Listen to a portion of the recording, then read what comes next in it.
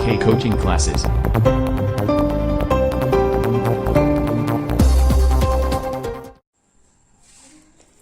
My dear student, chapter 5 समांतर श्रेणी arithmetic progression में देखते हैं बेटा। क्लास 10th है तो देखिए इसका बेस बताने जा रहा हूँ मैं थोड़ा। समांतर श्रेणी बोलते हैं इसे बेटा, चैप्टर 5 है एनसीईआरटी बुक का। तो मैं कुछ महत्वपूर्ण आपको बातें बताने जा रहा हूँ बेटा, आप देखिए एक तरफ से। तो बेटा सबसे पहले यहाँ से देखते हैं, देखिए समांतर श्रेणी। देखो ऐसा जो कोई क्रम जो क्रम से हो, ऐसे 2 4 6 क्रम को ही बेटा देखो श्रेणी सीरीज बोलते हैं, प्रोग्रेशन बोलते हैं, सीरीज श्रेणी को ही सीरीज बोलते हैं। ठीक है बेटा। अर्थमेटिक होता है तो बेटा देखो अर्थमेटिक यहाँ से ये शब्द है कि कुछ क्वेश्चन वगैरह होते हैं ना अर्थमेटिक के, उसके अनुसार इसमें काम किया जाता है। तो देखो बेटा आप यहाँ से प्रश्न हम क्या लेते हैं, देखो पद क्या होते हैं इसमें। तो यहाँ से हम सबसे पहले लेते हैं देखो पद, डेफिनेशन लिखते हैं पद क्या होते हैं। तो हम यहाँ लिखेंगे हर एक संख्या पद कहलाती है बेटा, पद कहलाती है। पद की बात आ जाए तो आप जानते हो प्रत्येक संख्या बेटा पद कहलाती है। 2 4 6 8 कुछ भी लिख जाए पद कहलाती है बेटा। देखो बेटा उस सूची में अगर पद वगैरह कैसे लिखे जाएंगे तो उसके बारे में भी थोड़ा हम जान रहे हैं ना। तो हम इसको ऐसे लिख सकते हैं बेटा, अतः एक समांतर श्रेणी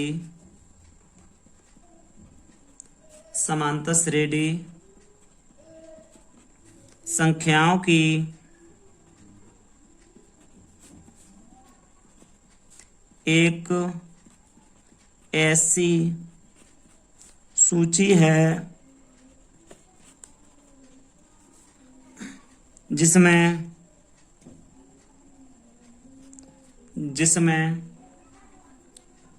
जिसमें प्रत्येक पद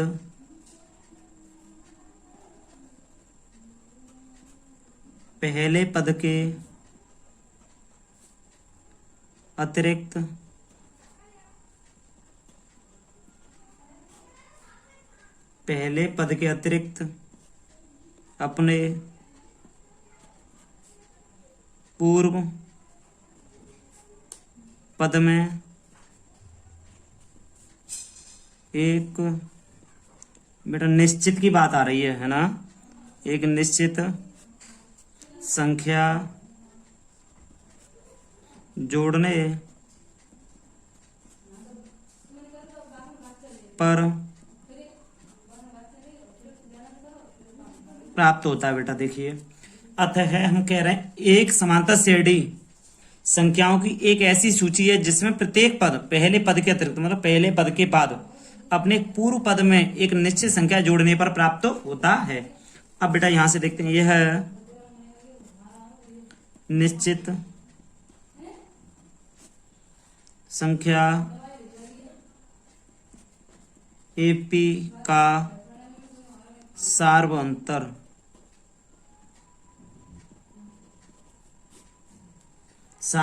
को बेटा कॉमन डिफरेंस कहते हैं। तो यहां देख लें COMMON डिफरेंस।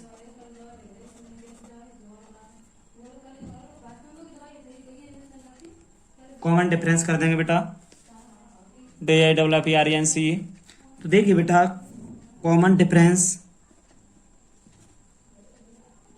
कहलाती है बेटा, कहलाती है। ठीक है, कॉमन डिफरेंस कहलाती है। अब इसमें एक चीज देखते हैं, इसमें आप कहोगे सर पद कौन कौन से हो सकते हैं, तो यहां लिखेंगे याद रखिए यह है धनात्मक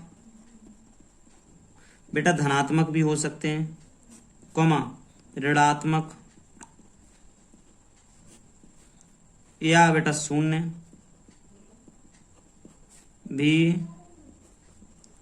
हो सकता है। ठीक है, अब यहां करेंगे एपी का व्यापक रूप। एपी का व्यापक रूप क्या होता है बेटा, इसको हम यहां से थोड़ा देख ले रहे हैं। देखो एपी का व्यापक रूप क्या लिखेंगे, यहां से देखते हैं बेटा, यहां से लिखते हैं बेटा। देखो ए को देखते हैं, ए है ये प्रथम पद है, प्रथम पद। यहाँ डी है ना, ए का मतलब प्रथम पद है बेटा, डी का मतलब है सार्वअंतर, सार्वअंतर। ए मतलब प्रथम पद, डी का मतलब सार्वअंतर।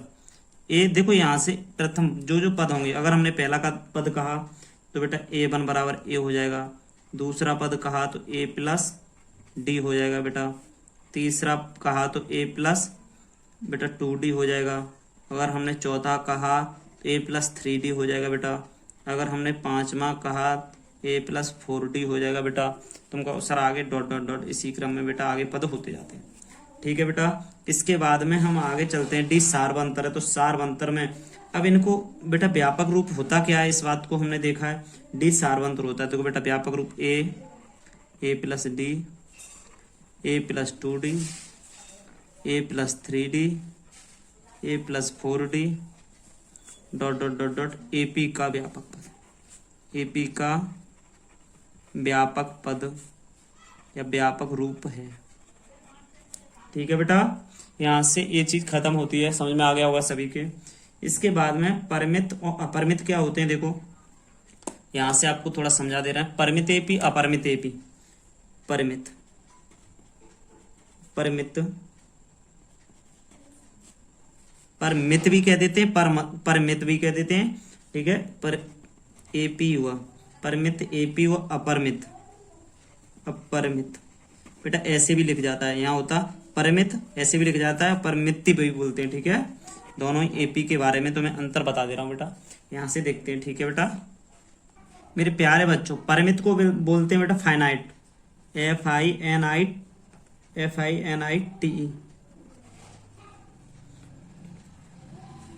ठीक है बेटा। अब फाइनाइट एपी होती क्या है, इसके बारे में हम जानकारी थोड़ा दे रहे हैं। देखो फाइनाइट होता है सीमित, 1 3 5 7 9 11 या 13 डॉट डॉट यहीं तक हो सकता है बस बेटा। फाइनाइट मतलब क्रम, थोड़ा फाइनाइट बस सीमित, इनफाइनिट, INFINIT, इनफाइनिट एपी क्या होता है बेटा, इनफाइनिट का मतलब तो जानते ही हो तुम, अनंत तक, 2 4 6 8 10, इसके बाद कोई सीमा नहीं है बेटा, यही इन्फिनिटी कहलाता है, ठीक है। अब सार्व अंतर कैसे ज्ञात करते हैं, इस बात के बारे में और बता दे रहे हैं। सार्व अंतर, सार्व अंतर ज्ञात करना बेटा आपको बेसिक बताया जा रहा है, आप बिल्कुल ध्यान में रखिए। सार्व अंतर ज्ञात करना कैसे, देखो बेटा डी है ना, डी, इसमें से A2 माइनस A1 मतलब दूसरे पद में से पहला पद घटा दो, आपका निकल के आ जाएगा। मानते हैं एक एग्जाम्पल लेते हैं, तो मैं कोई सा भी एग्जाम्पल एक दिया गया है मेरे प्यारे बच्चों, कौन सा है, 6, 9, 12 और 15, ठीक है। अब आगे मुझे नहीं मालूम, मैं बस एग्जाम्पल डी की वैल्यू निकालना चाहता हूँ बेटा। तो देखिए A1 बराबर यहाँ से 6 होगा, A2 बराबर आपका 9 होगा बेटा, A3 बराबर बेटा आपका 12 होगा। ऐसे ही आप मान लो, कोई दिक्कत नहीं, तुम्हें कुछ नहीं मानना, A1 और A2 तक मानना है, ये सीमित है A1 और A2 तक, ठीक है। तो आपको डी निकालना है, तो देखिए तुमको सर ये भी ले लो, कोई बड़ी बात नहीं। अब A2 माइनस A1, मैंने कहा दूसरे पद में से पहला पद घटाएंगे तभी तो सार्वंतर आएगा। तो A2 का मान 9 है बेटा, A1 का 6, तो बेटा 3 आया डिफरेंस। दोबारा देखते हैं, A3 में से देखते हैं, A2 घटाते हैं, तो बेटा A3 का मतलब क्या है यहाँ पर, A3 का मतलब 12 है, 12 में से बेटा 9 गए तो कितने बचेंगे, 3 बचेंगे, तो ये भी हो गया। आप कितनी भी निकाल सकते हो बेटा, 3 ही डिफरेंस आना चाहिए, तो यही होता है डी का मान, ठीक है बेटा। ये आपका थोड़ा बेसिक बता चुका मैं, ठीक है बेटा। अब इसके बाद में मेरे प्यारे बच्चों, मैंने बेसिक आपको बता दिया है, बहुत ही सिंपल बेसिक है। इसके बाद चैप्टर 5 में थोड़ा सा चलते हैं। आपको आपसे कोई कहे कि व्यापक पद बताइए, तो कोई 4 पद लीजिए समांतर श्रेणी के, या 3 पद लीजिए। तो देखो अगर कोई कह रहा है कि समांतर श्रेणी, देखो ए यहाँ पर होता है ना, मैं थोड़ा डिटेल में बताना चाह रहा हूँ प्यारे बच्चों। ए प्लस डी है ना बेटा, इधर A प्लस 2D, इसी तरीके से इधर चलता है A minus D, A minus 2D। अब कोई 3 पद की बात करे तो ये 3 पद लेंगे, अगर किसी ने 2 पद की बात करी तो इसको और इसको लेंगे बेटा। अगर कोई हमसे 4 पद की बात कर रहा है बेटा, 5 की कह रहा है तो 2 ये 4 और ये 5, 4 की कर रहा है तो ये 2 इधर के 2 बीच वाले को छोड़ के चलेंगे। तो इस पर विशेष ध्यान रखा जाएगा। तो देखते हैं बेटा, एनसीईआरटी के क्वेश्चन हल करते हैं। अब योगफल वाला फॉर्मूला और nवां पद वाला फॉर्मूला हम आपको बताते हुए चलेंगे। आगे देखते हैं क्या होता है बेटा, आगे फॉर्मूले बताएंगे सभी, अभी बेसिक बताया, इसके बारे में सवाल देख लो। देखिए मेरे प्यारे बच्चों, एक्सरसाइज 5.1 में मैं पहला क्वेश्चन पढ़ रहा हूँ। निम्नलिखित स्थितियों में से किन स्थितियों में संबंध संख्याओं की सूची समांतर श्रेणी में है और क्यों है। तो मेरे प्यारे बच्चों देखिए, इसमें क्वेश्चन आपको 4 दिए गए हैं। तो पहला क्वेश्चन क्या है वो देखते हैं। प्रत्येक किलोमीटर के बाद, पहला क्वेश्चन है प्रत्येक किलोमीटर के बाद का टैक्सी का किराया, जबकि प्रथम किलोमीटर के लिए किराया 15 रुपए है और प्रत्येक अतिरिक्त किलोमीटर के लिए किराया 8 रुपए है। बेटा बहुत ही सिंपल। देखिए इसकी लैंग्वेज समझिए थोड़ा सा कृपा करके। देखिए प्रत्येक किलोमीटर के बाद का टैक्सी का किराया, प्रत्येक किलोमीटर के बाद का टैक्सी का किराया, जबकि प्रथम किलोमीटर के लिए बेटा आपके 15 रुपए। आप 1 किलोमीटर जाते हो, आपसे 15 रुपए लगेंगे मेरे प्यारे बच्चों। और कह रहा है प्रत्येक, उसके बाद 2 किलोमीटर जाते हो तो 15 प्लस 8 लगेंगे, फिर और जाते हो 3 तो 15 प्लस 8 प्लस फिर 8 बढ़ जाएंगे, ऐसे कह रहा है। तो बेटा मैं इसमें एक दे रहा हूं, इसमें क्वेश्चन में लिख रहा हूं। देखो प्रथम शर्त है आपकी, तो देखो बेटा यहां से क्वेश्चन में, मैं यहां से हल में लिख रहा हूं, तो हल में क्वेश्चन क्या है देखो समझ लो थोड़ा सा बेटा। चलो क्वेश्चन में कह रहा है, देखो दिया है, लैंग्वेज लिख दे रहा हूं बेटा, दिया है बेटा कि दिया है कि प्रथम किलोमीटर की यात्रा किराया, प्रथम किलोमीटर की यात्रा किराया, या बेटा हम इसको लिख सकते हैं 1 किलोमीटर का किराया, ब्रैकेट में 1 किलोमीटर का किराया। मेरे प्यारे बच्चों 1 किलोमीटर का किराया कितना है? 15 रुपए।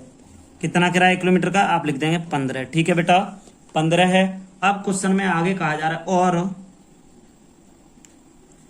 अगले प्रत्येक किलोमीटर का किराया क्रम से 15 प्लस 8। कहने का मतलब है 15 प्लस 8 हो गया, उससे एक और अगला किलोमीटर मान लेंगे। तो बेटा मैंने अभी बताया 15 प्लस 2 गुणा 8 कर दो, 16 लिखने, सीधी सी बात है। और एक और पूछे तो 15 प्लस 3 गुणा 8 डॉट डॉट बेटा हो जाएगा ये डॉट डॉट। अब यहां से अब अर्थात हम इसको लिख सकते हैं 15, 23, 31, 39 डॉट डॉट डॉट डॉट हो गया बेटा ये। ठीक, अब यहां लिख देंगे बेटा, देखो इसमें डेफिनेशन में ये लिख सकते हैं, प्रत्येक अगला पद प्रारंभिक पद में 8 जोड़ने पर प्राप्त होता है। प्रत्येक अगला पद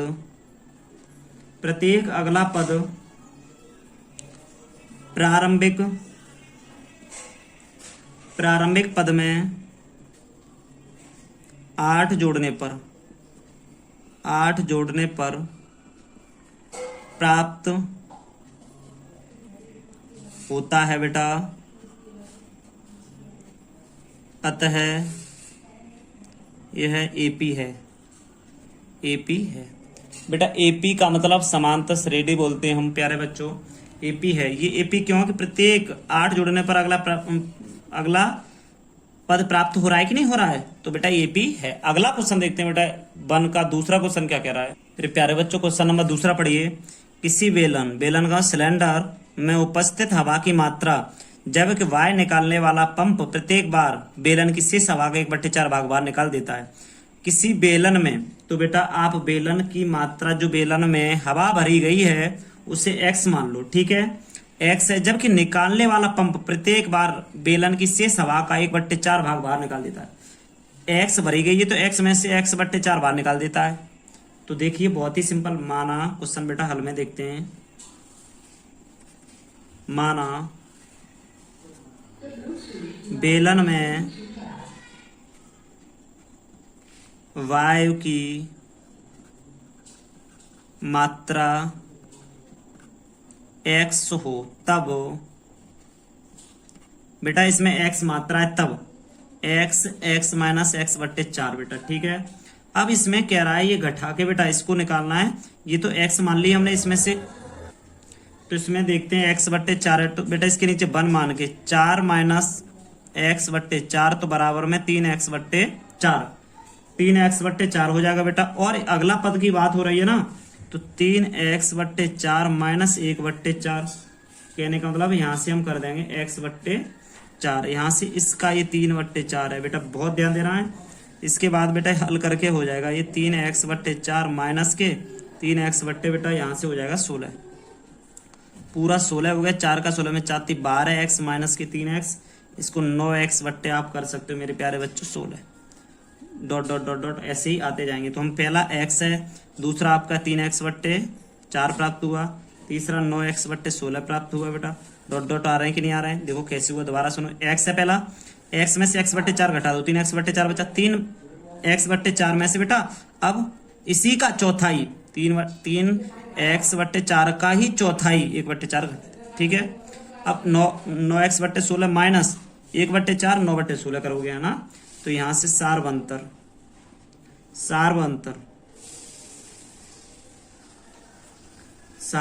क्या होगा, D1 बराबर A2 माइनस A1, तो यहां से हो जाएगा 3x/4 माइनस x/1 बराबर 4। तो बेटा 3x माइनस 4x बराबर माइनस x/4। अगला D2 अगर निकालना चाहो तो यहाँ से A3 माइनस A2, A3 है 9x/16 माइनस यहाँ से बेटा 3x/4 बराबर में देखते हैं बेटा क्या आंसर आता है, कि एलसीएम हो गया बेटा 16, 9x माइनस 12x बराबर में माइनस के 3x/16, ठीक है बेटा। अब इसमें मेरे प्यारे बच्चों क्वेश्चन में क्या लिख सकते हो आप, देखो यहाँ से कह सकते हो 3x/4 माइनस x, यहाँ से नॉट इक्वल 9x/16 माइनस के 3x/4 हो गया। देखो बेटा ये आपस में कहने का मतलब है ये और ये बराबर नहीं है, कौन सा, देखिए ये वाला घटा के माइनस x/4 रखा है ना हमने, और ये 3 यहाँ से देखो ये पूरा हल किया है 9x/16 माइनस 3x/4, ये आपस में बराबर नहीं है, तो एपी होगा क्या, एपी नहीं होगा, सारवंतर समान नहीं, इसलिए एपी नहीं होगा। इसमें लिखेंगे सारवंतर, अतः सारवंतर समान नहीं है, इसलिए एपी नहीं है, एपी नहीं है बेटा, ऐसे लिखना है बस, सारवंतर नहीं है इसलिए एपी नहीं है, सारवंतर समान नहीं है इसलिए एपी नहीं होगी बेटा। अगला क्वेश्चन मेरे प्यारे बच्चों, क्वेश्चन नंबर 3 वाला क्या है देखते हैं। 3rd क्वेश्चन, प्रत्येक मीटर की खुदाई के बाद एक कुआं खोदने में, देखो प्रत्येक मीटर की खुदाई के बाद एक कुआं खोदने में आई लागत, जबकि प्रथम मीटर खुदाई की लागत 150 रुपए है और बाद में प्रत्येक मीटर खुदाई की लागत 50 रुपए बढ़ती जाती है, ठीक है बेटा, बढ़ती जा रही है। तो पहले मीटर में खुदाई की लागत लिख ले रहे हैं, पहले मीटर में खुदाई की लागत, पहले मीटर में खुदाई की लागत मेरे प्यारे बच्चों 150 रुपए दी जा रही है। अब कह रहा है अब अगले प्रत्येक मीटर में प्रारंभिक मीटर में वृद्धि 50 रुपए की होगी मेरे प्यारे बच्चों। तो इसलिए पहले के तो हो गए 150 रुपए, दूसरे मीटर के बेटा 200 रुपए, तीसरे के आप बताओ बेटा 250 रुपए ना, चौथे वाले के 300 रुपए, और आगे डॉट डॉट डॉट इसी प्रकार चलते रहेंगे। यहाँ लिखेंगे चूंकि प्रत्येक पद में 50 की वृद्धि मेरे प्यारे बच्चों देखो 50 की वृद्धि हो रही है, बस हो गया क्वेश्चन, 50 की वृद्धि हो रही है, अतः यह समांतर श्रेणी है, अतः यह समांतर श्रेणी है। तो बेटा क्वेश्चन कितना सिंपल है बस। अब क्वेश्चन चौथा वाला देखते हैं बेटा 1 का। तो क्वेश्चन बेटा चौथा क्या है देखते हैं बेटा। चौथा वाला क्वेश्चन है बेटा पहले का, खाते में प्रत्येक वर्ष का मिश्र धन जबकि 10,000 रुपए की राशि पर 8% वार्षिक की दर से चक्रवृद्धि ब्याज पर जमा की जाती है। तो सही है, बताइए एपी है कि नहीं। तो बेटा देखें यहाँ से बहुत अच्छा क्वेश्चन है और लेंथी भी है, एनसीईआरटी की बुक से करा रहा हूँ बेटा। एक तरफ से आप एनसीईआरटी सिलेबस करते रहिए, इसके बाद बेटा बालाजी कराऊंगा, आप परेशान बिल्कुल ना हो, एक तरफ से सिलेबस कराने की आदत है बेटा मेरी। देखो इसने कहा पहले वर्ष, दूसरे वर्ष, तीसरे वर्ष, डॉट डॉट डॉट बेटा यहां से कर सकते हैं आदि। क्या कर सकते हैं हम, आदि मतलब बहुत ज्यादा। खातों में धनराशि, धनराशि क्रम से। बेटा धनराशि क्रम से क्या है, देखो पहले खाते की बात हो रही है तो देखो बेटा बहुत अच्छा तरीका है ये। एक यहाँ से 10,000, अब 10,000 8/100 कॉमा, सॉरी यहाँ नहीं है बेटा, ये 10,000 8/100 ऊपर 2 डॉट डॉट। बेटा 4 की होती तो देखो 1 2 3 की निकाल रहे हैं, है ना। तो यहाँ तो 10,000, यहाँ से हल करते हैं 10,000 इंटू 1 से बेटा ये करेंगे 1 से 8/100 बेटा, यहाँ से 4 0, 1 से 8/100 कितनी बार, 2 बार, ऊपर पावर 2 है ना बेटा, डॉट डॉट डॉट डॉट कर दिया बेटा हमने, ठीक है। 2 0 से 2 0 काट दो, 2 0 से 2 0 4 0 कट गई बेटा ये तो पूरी। देखो यहाँ से क्या हुआ बेटा, एक यहाँ से पद ये रहा 4 0। अब इसका बेटा 1 से 8 है ना, 2 0 और लगा दो, बस हो गया, है ना बेटा। अब इसका गुणा करेंगे 1 से 8 का, 1 से 8 से 11,664 होता है बेटा, 11,664, 11,664 है बेटा। देखो 11 लिखो यहाँ से, 664 डॉट डॉट डॉट करके आगे तक आते जाएंगे, आपको पता है। अब यहाँ से डिफरेंस देखेंगे इनका, D1 का मान, तो इसमें से इसे घटाएंगे ना, A1 ये हो जाएगा, A2 ये हो जाएगा, A3 ये हो जाएगा, तो A2 minus A1 1,800 minus sorry 10,000 बराबर में बेटा मेरे प्यारे बच्चों 8 से बच रहे हैं क्या, ये यहाँ से बेटा देखिए D2 मान लीजिए A3 माइनस A2 11,664 माइनस के 10800, यहाँ से 864 बच गया।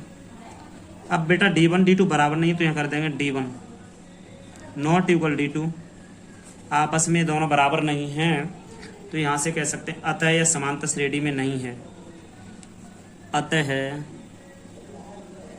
यह है समांतर श्रेणी में नहीं है, समांतर श्रेणी में नहीं है बेटा, इसे कर देंगे। आप कोई भी क्यों नहीं है, क्योंकि इसके पद बराबर नहीं है, डी डिफरेंस बराबर होना चाहिए, वो चीज बराबर नहीं है तो बेटा एपी में कहाँ से होगा, पहली बात। दूसरी बात ये है इसमें कि देखिए बेटा D1 D2 बराबर नहीं है ना, और फिर इसके देखो पद लिख दिए आगे, चौथा आगे निकलते जाएंगे ना। ब्याज है ना, ब्याज किसी वर्ष चक्रवृद्धि ब्याज की बात हो रही है बेटा, तो बेटा चक्रवृद्धि ब्याज आप जानते हो क्रम से नहीं बढ़ती, एक साल उस पर फिर ज्यादा बढ़ेगी, उस पर फिर ज्यादा बढ़ेगी, तो ऐसे करके आंसर बेटा हमारा यहाँ से ये समांतर श्रेणी में नहीं होगा। तो बस आपका क्वेश्चन हो गया। अब यहाँ से क्वेश्चन बेटा देखिए बहुत ही सिंपल है, पहला क्वेश्चन आपका, तो आप बहुत बहुत ध्यान दीजिए क्वेश्चनों पे बेटा। देखो आगे